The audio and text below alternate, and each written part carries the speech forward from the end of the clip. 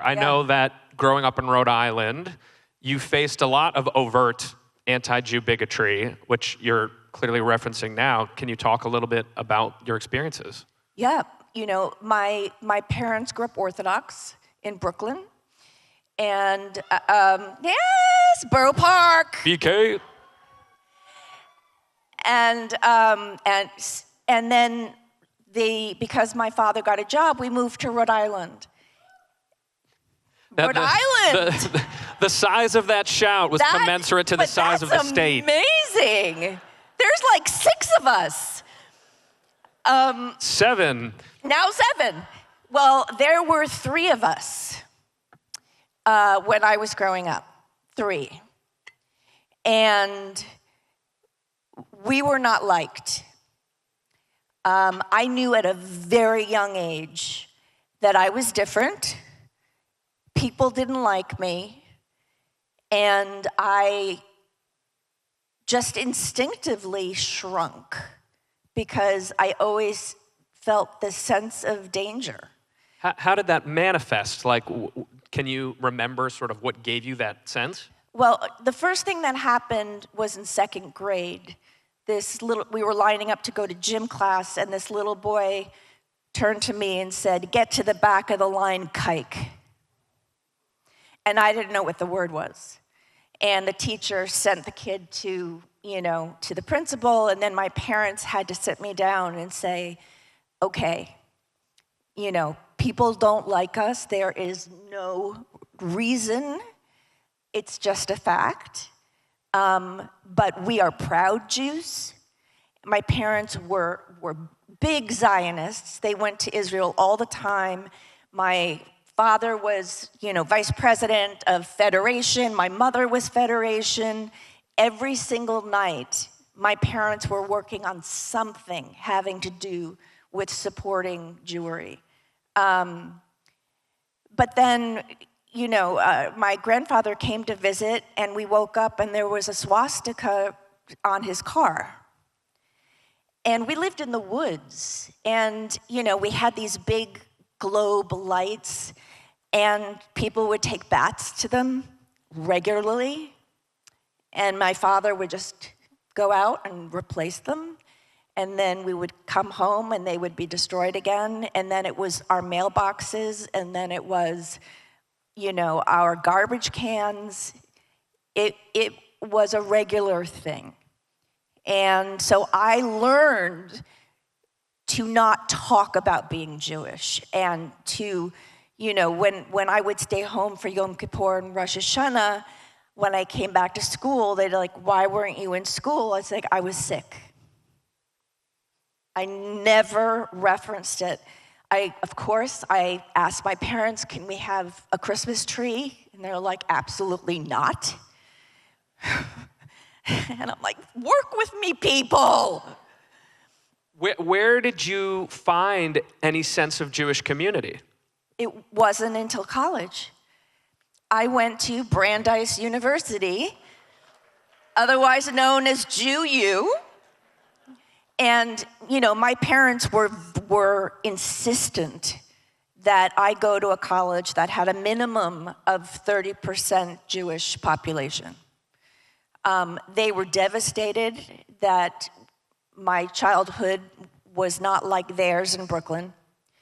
And I remember showing up, and it was like a different planet. People were talking about Shabbat. We didn't have school on Yom Kippur. I was like, oh my God. And it wasn't until then that I realized I've never felt safe in my entire life until now. And that's a big thing. And I think that I've carried that. And so I think that's why I haven't been, as vocal and forward moving with defending and celebrating our community. Well, I want to give you a little bit of a pass on that, because I understand, as you were acting on a show called Will and Grace. Maybe you heard of it. And you very strongly advocated that Grace be Jewish and like lean into her Jewishness. I mean, I think that's amazing. Yeah, the teleprompter's like, oh no, he's skipping around. Sorry, it's how I roll. I think you have been vocal, and to be fair, the need to speak up in this way has not always been here in this country. Exactly. Sure. So when the chips were down, you've been there when we've needed you. Yes. And when October 7th happened, to me, I expected the whole world to be mourning with us. Yeah. And then the very next day, when they were celebrating in the streets and siding with Hamas, I don't even remember those days, but I remember saying, oh, if not now is now. This is now, and there's absolutely no option. We have to get out there and defend Israel, defend the Israeli people, and straighten people out. And it just never occurred to me to stay silent. Yeah, we can definitely clap it up for that. So you've certainly not been silent. When you do speak, whether it's public appearance or on camera or on social media, is there a calculus for you of, okay, here's the kinds of things I want to say or how I want to say them, or should I say this at all? Like, do you have a checklist for yourself? When I first started dealing with social media, I wanted to educate. I wanted to put out information about Israel, about our history, about Hamas, about the IRGC. I wanted to just lay the groundwork, put facts out, to try and encourage a dialogue. And I was hoping to have a dialogue with the people in the comments. And it became very clear very quickly that was impossible. And then, so basically, that's how, on my feed, and then stories, I would support all the other people speaking out and repost what they were doing. I kind of lost my mind and caused a little bit of an uproar on election day. We talking about the 90 stories in 24 hours? Yes. To be fair, I was in Israel and I was drunk. We've all been there, right? I had tequila, and I knew that people were voting, and I was like, it's literally happening right now. And so I was like, yes. Debra, you never send the drunk post. You always wait. I know, I didn't, I just thought, okay, this is that moment. Election day. I mean, I was the co-creator of I Am a Voter, a civic engagement organization. And so election day is like, okay, this is the moment. And I didn't I thought I posted 10. And then the world exploded in a way that I just never saw coming. So that was your biggest sort of blowback, was not it something October 7th surrounded, but around Mamdani election stuff? I mean, as soon as I started defending Israel and being a proud Jew, I mean, the kind of comments that I get, they are so deranged and hurtful and painful, and my first instinct is always to defend myself, and to clarify my position. Thanks to your mother, when I spoke in Washington in front of 300,000 people, I intentionally reference the Palestinian people and saying that they deserve to live free from Hamas.